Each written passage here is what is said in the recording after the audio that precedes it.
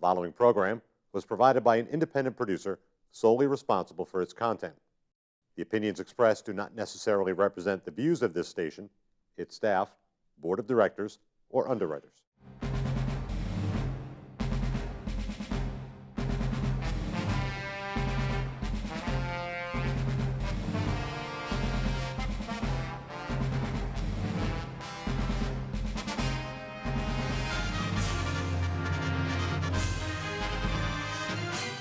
Well, good afternoon and welcome. This is called the Veterans Forum. We're coming to you from the Veterans Hospital here in Tilton, New Hampshire. We're doing it kind of remote today because the red tape and the transportation of these guys and gals far outweighs anything we could do, so we brought the studio here for a change. The guys and gals down from the Nashua Access Station are doing all the work. I'm just here making the noises. But we're trying to have a good time. The thing we're here to do is in cooperation with the Library of Congress. They have a history program they started back in the year 2000 called the Veterans History Project, wherein they've asked all the cable access type stations throughout the country, and guys like me, if they can and would, volunteer their time, talent, and services so that we can interview these veterans.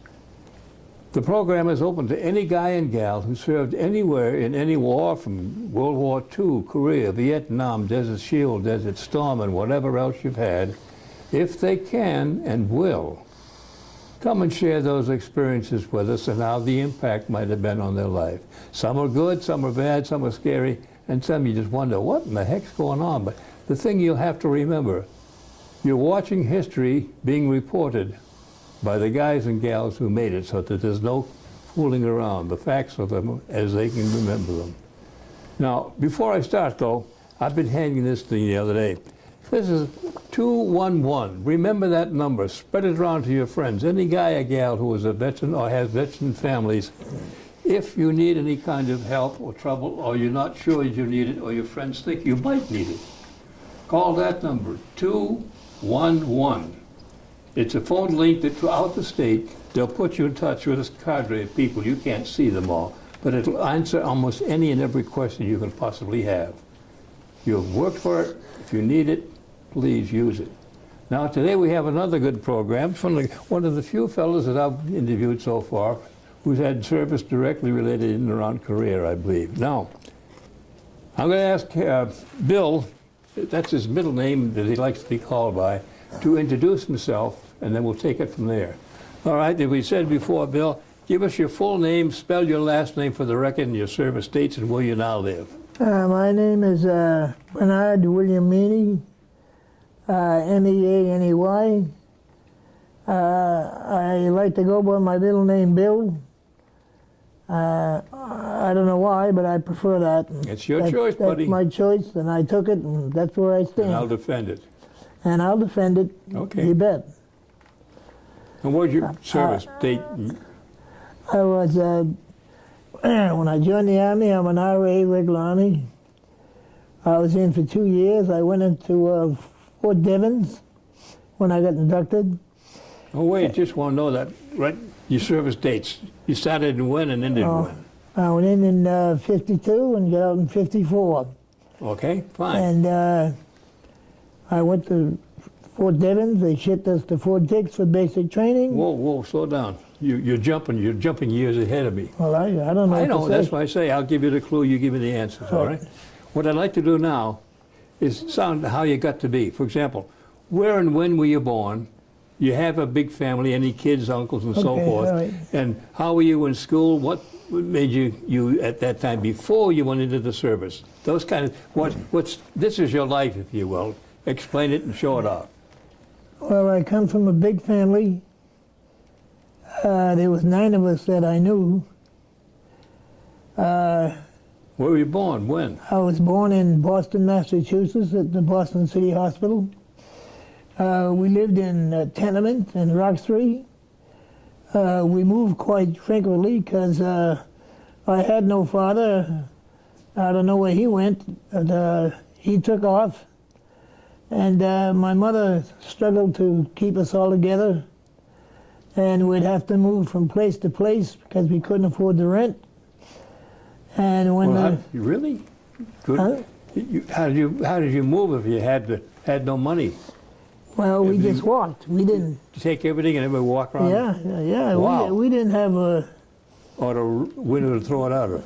You got that right. And, a lot of times I stole to eat, and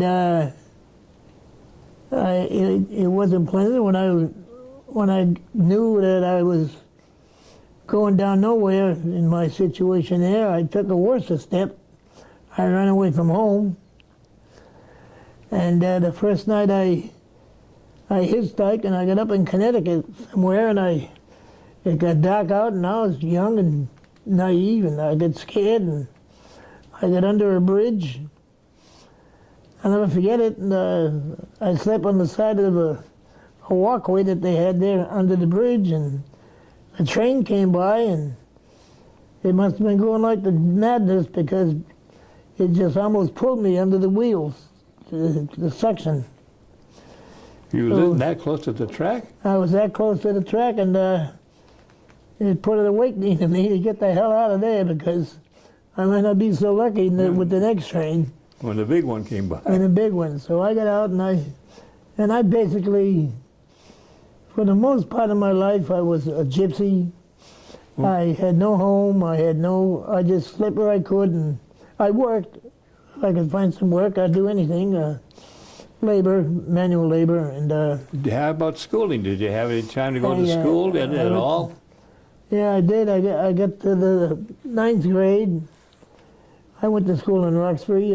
When I went to school, I didn't go to school as much as the other kids. Did you play hooky or just hit well, Oh no, hungry and I couldn't- played hooky, and I wasn't a good apple. I wasn't a good example for anybody. But the life I was living was it was like day to day, and what am I going to eat tonight? Am I going to eat tonight? And it was just a horrible experience, and I'm sure I'm not the only kid in America that had to go through that. Oh, unfortunately, you're right.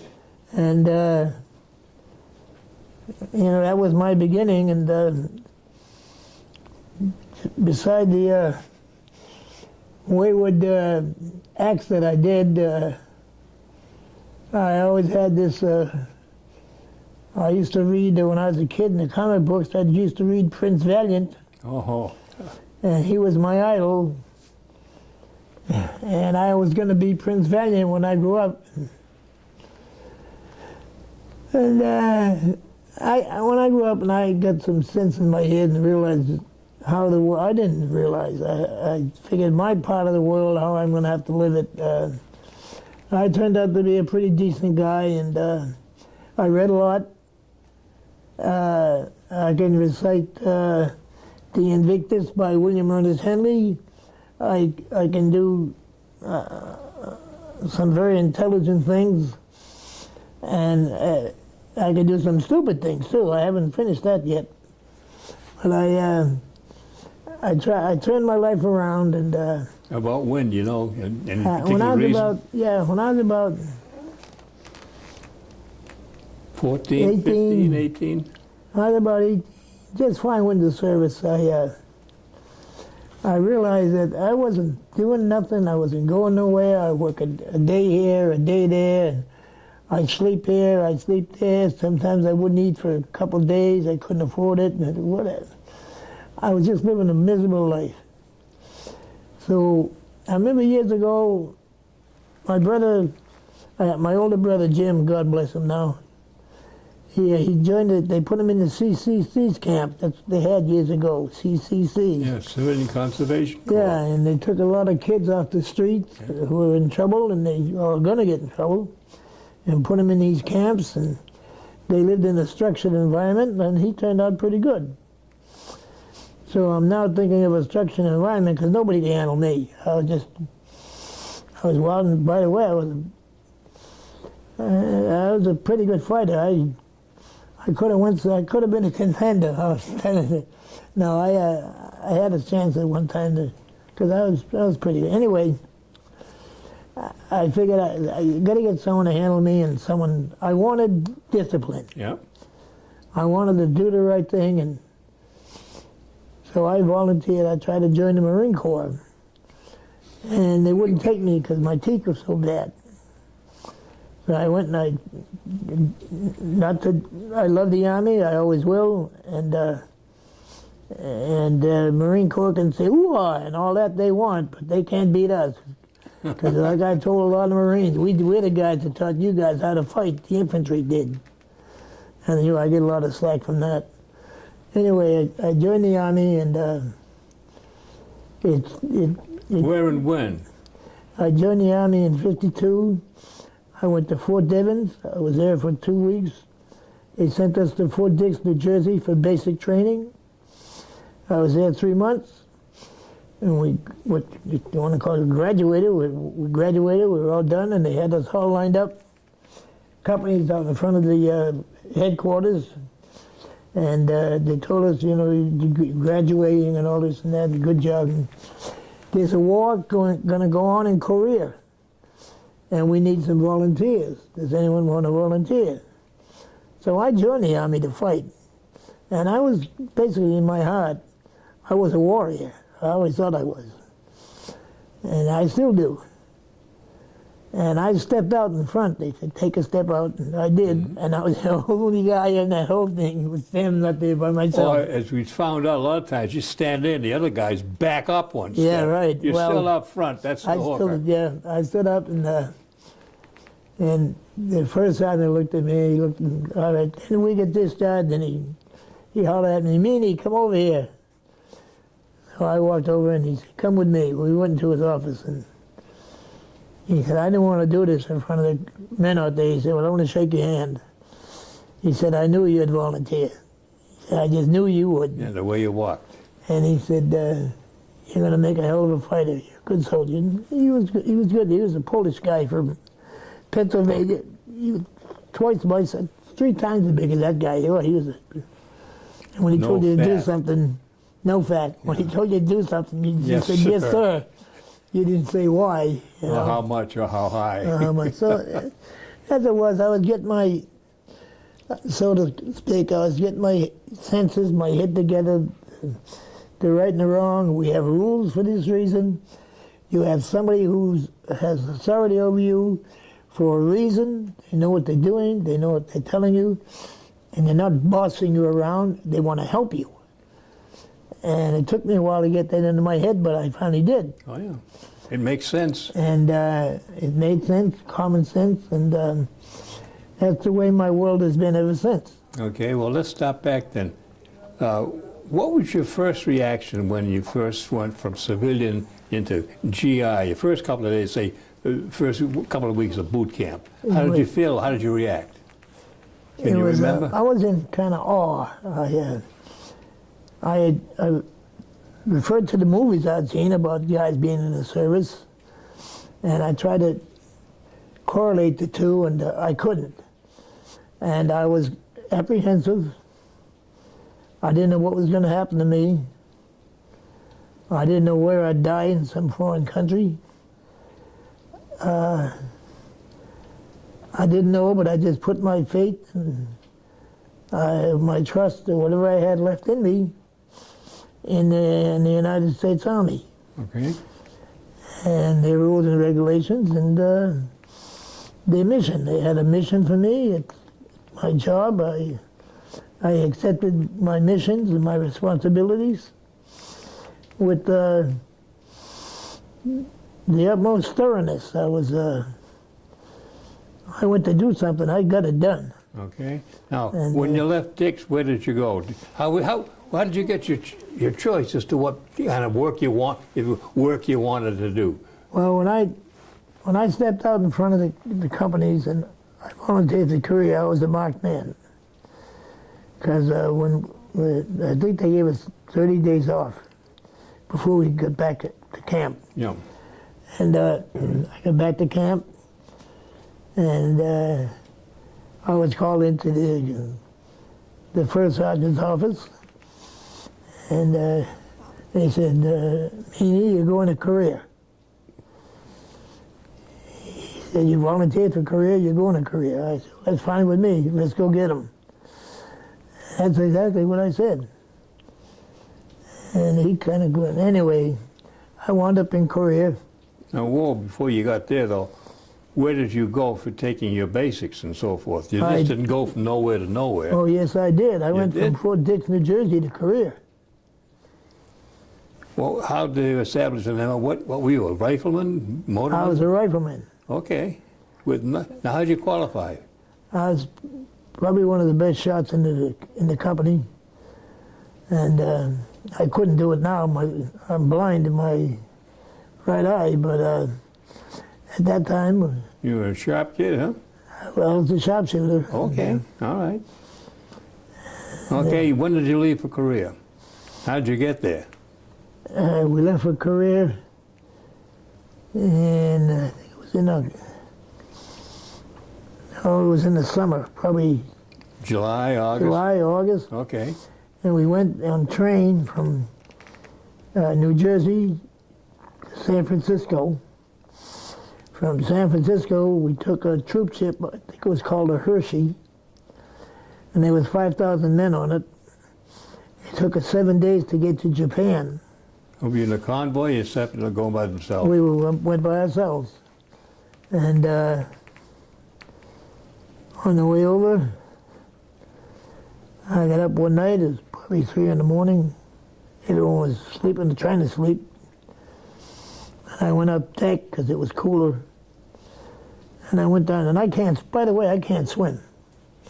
This story goes, All right, your story. I get down to the bow of the boat, and there's an iron rail there, and I'm hanging on the rail, and the ship is going down, and it's coming up and splashing on me, and I said, oh, God, this is life. And all of a sudden, a flashlight come on me, and I heard, hey, you, come up out of there. And there was a couple of Marine guards. Okay. Hey, I got up, and they told me, you catch you down there again, we're going to put you in the brig. It's 3 in the morning, you're here alone. You can't be doing that. I said, I knew I couldn't. I said, okay. No, I didn't. So we landed at Incheon. And when we landed at Incheon, they said it was invasion, I don't know. How'd you go ashore? LSTs. LSTs, Okay. they call them. Yeah, large SO targets. All right, so on the way in the LSTs, there's a guy standing next to me, Angelo Frediani. I get to know him real well. He's from New York, the Bronx in New York. Big, tall guy like this fella. I said, Angelo, listen to me. When these guys pull these boats in and they drop that front gate, we all run out. I said, sometimes we're in the water 6 feet. They don't always go that close. I said, so I can't swim. And we had the full backpacks on. Yeah. I said, Angelo, when we get off, you stay close to me and grab my jacket. He said, all right. Sure enough, we got off and I went right down. But he had a hold of me. He took a couple of steps in the mud and the sand and got out all right. But we went from there to, they trucked us to a place called Chincheon. And we got on trains. We rode for 3 or 4 hours at night. Heading north. Head north. Yeah. And we got off the trains and 4x4s, 6x6s picked us up. And it took us to maybe a mile within the MLR and the main line of resistance. He said, you're in this here, you're here, you're there, you're in this company. And I wound up in Easy Company in the 2nd Battalion as a rifleman. And we were there, I was there 13 months before I rotated home. And we... Can you talk about the 13-month period? Month by month, by week? Anything good or bad? What? It's your story, but we're just trying to get a feel for it so the people back home can appreciate what the hell happened. Well, I think one of the things I did, I know I hit some of them guys because I saw them fall, but I'm talking about, we used to call them the gooks, where they were North Koreans and Chinese mixed. And I know I put a few of them down, but anyway, we started out on this one patrol. Never forget it. The guy, I always was the last guy in the patrol. For some reason, they wanted me to, anyway. So he said to me, Meaney, let me take your place up in there. He said, I want to be the last guy. I've never been the last guy, but. I figured, well, I didn't get no orders that he couldn't. Swap So I off. said, go ahead. So we were going blazing down this trail here, and I hear pop, pop. And I look around, this guy that took my place is laying on the ground. Nailed him. He wasn't dead, but he moaned. And I said, oh. So I look around, and the tanks were probably 200 yards to my north. And this was the south, but Heartbreak Ridge, we were on Heartbreak Ridge at the time, and that was east. So I figured, oh, so I stopped real quick, and I took my helmet off, I took my rifle, I took his rifle, I put it down by some bushes, and I covered it as best I could. I picked him up, he was a pretty good-sized guy, put him on my back. I come out, there's some foliage there, and I come out from the foliage, and I'm right out in the open. But in my own mind, I figured, if I don't have a rifle, and I'm not wearing a helmet, They won't shoot. there's a possibility that if they're seeing me, and I know they would, they're going to think I'm a medic. And they won't shoot me, hopefully, because I'm not fighting them. I'm just trying to help the guys on my side. Yeah, makes sense. So anyway, I take 2 steps and slide back 3, and anyway, I finally got him up the hill. And I laid him across the sandbags, and some people were there waiting. They grabbed him and took him away. And that, I'll never forget it. That climb was so hard with that guy. I put myself on the sandbags, and I said to some of the guys standing there, I said, pull me over. I said, I'm so tired I can hardly walk. He pulled me over. I'm sitting down trying to catch my breath. And this lieutenant, I never saw him on the hill. I didn't know who he was. He said to me, where's your rifles? First thing he said, where's your rifle? And I'm sitting down on the ground. I didn't even get up. If they shot me to death in court martial, I didn't care. I was so tired. So I looked up at him and I said, it's in the bushes down there. I said, I didn't want to be too obvious with a rifle. I said, I just, whereabouts in the bushes? And, I'll take orders and this and that, but, It was the wrong time to be asked that, huh? Yeah, I mean, here I am. I'm trying to catch my breath. I hope I just saved the guy's life. And did you tell him about that, though, or didn't he give you a chance? Right. And anyway, he asked me a couple of more things, and I just looked at him and I put my head down. I didn't even answer him because I knew I was going to get in trouble if I did. So anyway, a couple of minutes went by, and guys come over here. Hey, Meaney, you okay? You all right? Yeah, man, you did a hell of it. I looked up, and he was gone. I don't know where he went, the lieutenant. So I sat there a while, and so then we got up and just went about doing our job the way we always did. You go back and get your rifle and your helmet? Yeah, the next morning I was looking over the sandbags, and the guy tapped me on the shoulder. He said, Meaney, here's your rifle. They went down, I told him where it was. I told the lieutenant. Mm-hmm. And they went down, they got him, and they brought him back. So I had my old, so everything was all right. But it was an experience that could have happened to any soldier. Yeah. I just happened to be the guy that.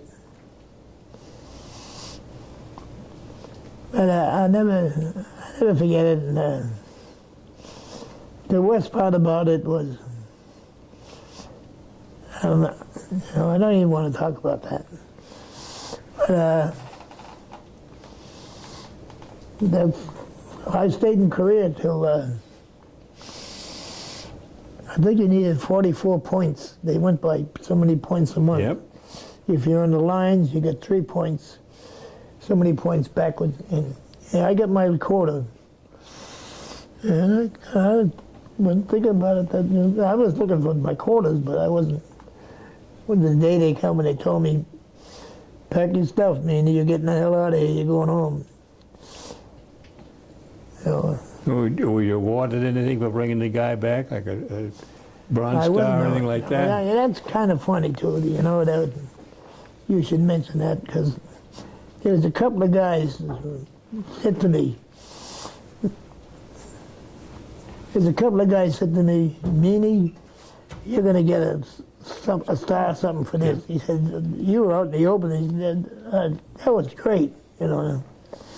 The guy needed my help. I helped him. But till this day, I don't know who the guy was. I don't know if he's alive or dead. I know there's guys that my age that were there that know what happened and could verify what happened. And I never got so much as a Thank you. good job, how do you do, thank you, you know. But that's okay, that's the way it was.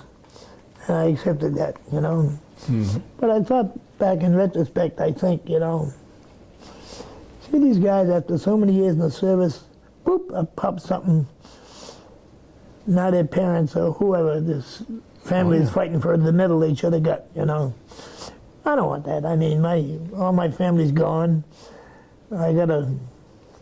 When you get out in service, you ever get married, have a family, anything like Yeah, that? I got out of the service. I met a girl that I had before I went into service. When we went to Fort Devens, they had a program for the service on Thanksgiving Day for the servicemen. If they didn't have a home to go to for Thanksgiving, they had people volunteers. Yeah, we did that in California. So That's a good feeling. I volunteered. They sent me to this house in Winchester. Well, they picked me up. Winchester, kind of affluent money town in Mass. And I had this girl, Patricia Connor. I'll never forget it. She's the nicest. But I wasn't no good. I did the wrong thing. Anyway, we went together for a while, and I wound up living in her family's home. I had my own room, and I worked. And What kind of work you do? I had no trade, so I do factory work. I do any construction mostly. Okay. So I started construction. And when I got out of the business, because of aches and pains and can't do the stuff that I used to do anymore, climb roofs and all that stuff, I was pretty good. I was making pretty good money, and I was a labor foreman. And I got word of mouth, had me go from contractor to contractor, private contractor, house builders, and so I did all right. Anyway, I married this girl. Right. I married this Patricia. Good. Their parents had a big wedding at this fancy place in Winchester. It must have. So we moved to the next town. We got an apartment, and I worked construction. My wife worked in Somerville as a secretary in the office. She's a very smart girl. Eventually, we had a little baby, a girl. Now I'm hanging out at the VFW, drinking too much, being a fool, getting a bad reputation, fighting everybody down there. Guy didn't want to talk to me. Guy shied away from me because of my nasty-ass attitude. And no one to blame but myself, because I was stupid. You look in the mirror. I was stupid. And I didn't realize how stupid I was until I got unstupid. So we were married, and I was just drinking too much. just doing the wrong things, not being a good husband, a father. Once in a while, I'd take my daughter down to VFW. I'd walk her down the bar and make everybody give her a dollar bill. And they'd give it to her, too, because they were afraid of me. Jesus, I tell you. So anyway, I'm the one who left. I left one morning, and I never went back. And I called her about a week later. And, where are you? And I told her, you don't need me. I'm the worst thing could ever happen here. I said, I'm sorry about the marriage. And anyway, that's the way that worked out. That's the way that happened. And Does that end in divorce? oh yeah, yeah. And it's too bad. She did good though. God bless her. I think I did her a favor. She married a banker. Oh, well. I might have put a feather in her cap. I don't know. Anyway. You ever see them?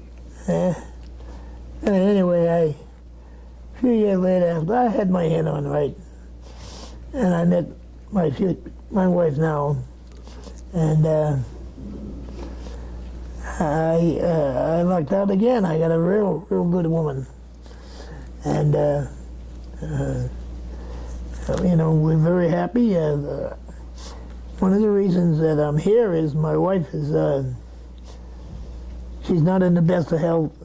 She's 72. Is she here too? No. Well, we got a one-bedroom apartment at sort of an elderly place in Bristol, and her daughter, I call my daughter now too, Debbie, they live in Alexandria, which is the next town over. So she's close to her mother, and if something happened to her mother, she'll be able to take care of her. And that's one of the reasons we moved up here. And one of the other reasons I'm in here is she was having trouble taking care of me, trying to help me, but she wasn't saying nothing. So I noticed things weren't right. Anyway, her daughter Debbie, her middle daughter, is just, you can't beat a better person. She's just wonderful, wonderful. And she talked to me about coming here. And I was all for it because I'd get what I needed. My wife wouldn't get sicker trying to take care of me. I'd be with my warriors when I die, when they give me the last call, the last salute. I'll be here, and I'll die amongst warriors. And in my heart, I'm a warrior. And that's what I want to do, die amongst warriors. And if I'd have died in the war, doing my job for my country with my warriors, I wouldn't have had one regret. Bring it on. I know. Now, what's your plan? Silly question. But from what you've seen and done and been wrapped up in throughout your life, was your military experience a positive or a negative effect on how you lived? My military experience had a great deal on how I feel and how I live. It made me aware that I'm not Bill Meaney, who can go in a bar and kick some guy's ass and it makes me a big man. It makes me an idiot and a fool. And I learned that discipline is a must. Without discipline, you have nothing. You have lawlessness, you just have nothing. You have to have discipline, you have to have rules. And sometimes I don't like some of the rules that I encounter, but they're there for a reason. And they weren't put by idiots. They were put by people who have experience and are wise and intelligent folks. So they know a hell of a lot more than I do. And if they say, don't put your finger in that boiling water, you'll burn it, I'm going to believe them. That's smart. That's smart. So with my military experience, when I was told to do something, I didn't question it. Yeah. Whether it entailed my life or not, it wasn't a point. The point was I was ordered by my superiors to die. I'm not kamikaze. I'm not suicidal. I'm duty bound. I have a mission. And if that's my mission, I'll do it. in my country, that's the mission I'm going to accomplish. Amen. So I learned a lot by keeping my mouth shut and doing what I'm told. And I get more on my plate for that. Yeah, and it makes you feel better when you look back a Yeah, little bit. and I feel better about it too, and I feel good Amen. about myself. Okay. I've done a lot of reading in my spare time, and not Dick Tracy or the Lone Ranger. I mean, serious reading. Oh, you mean you weren't studying for chief? Yeah, and I've read a lot of psychology and sociology and life, and I've educated myself. Good. And I can hold a conversation with most anybody in probably almost most any intellectual level, because I can transfer what I am now into what I've read and what I've been taught to advance myself Okay. as a person. To be at peace with yourself, too. Yes. So I'm a self-made man, if you want to speak that way. Not being funny, but we went to a party before my wife died with the VFW in Lenox. And there was a couple of gals who were always one-upping one another. And they got to the point one night where she tells us the way the girls are talking. She said, this gal said, well, after all, my husband's a self-made man. And the other sharpie said, too bad he didn't have better tools to work with. Yeah, So whenever I hear that, that's my present to you, Bill. hey, thank For you, whatever sir. the hell it's Yeah, worth. whatever it's worth. Okay. Let's hope you got some real sharp blades. Anything else to say you want to share? No, I don't want to share anything. Okay. If I want to share anything, all I want to say is that, you know, if you live in this country, and you know how lucky you are. Amen. And, you know, you bitch and you moan about taxes and this and that. And if you didn't have the taxes to pay and you didn't have this in the hospitals, you'd be a nomad and you'd be nowhere. This way here, there are things that make pleasant to you and you enjoy. Well, that's part of being an American. There are things that can happen that in other countries, the same things, and it's misery to them because they don't know freedom. And if you don't have freedom, You don't have nothing. Amen. And you don't deserve nothing if you don't want to fight for your freedom. You cannot live in a world where someone has to tell you what to do when you already know what you want to do. Amen. Be free. Die for your country. I would. And I'll take you with me if I get you. Oops. Couple of words. Press the flesh, buddy. My pleasure. Thank you for You're helping. Welcome sir. home. Thank you. That's a Thank you, wrap, sir. folks. We'd like to say thank you right now. Go back. But if any of you still would like to come and see me, talk about maybe doing a show or sharing some information, the address will be on the back. But regardless of whatever else it is, look at it this way. Each one of us had a job to do, and most of us did it the best we could. The only problem I have is that if you don't tell your story, nobody else will. And whatever you've done or thought or did will never be recorded. Stay healthy. Come and see me, please. Thank you for watching.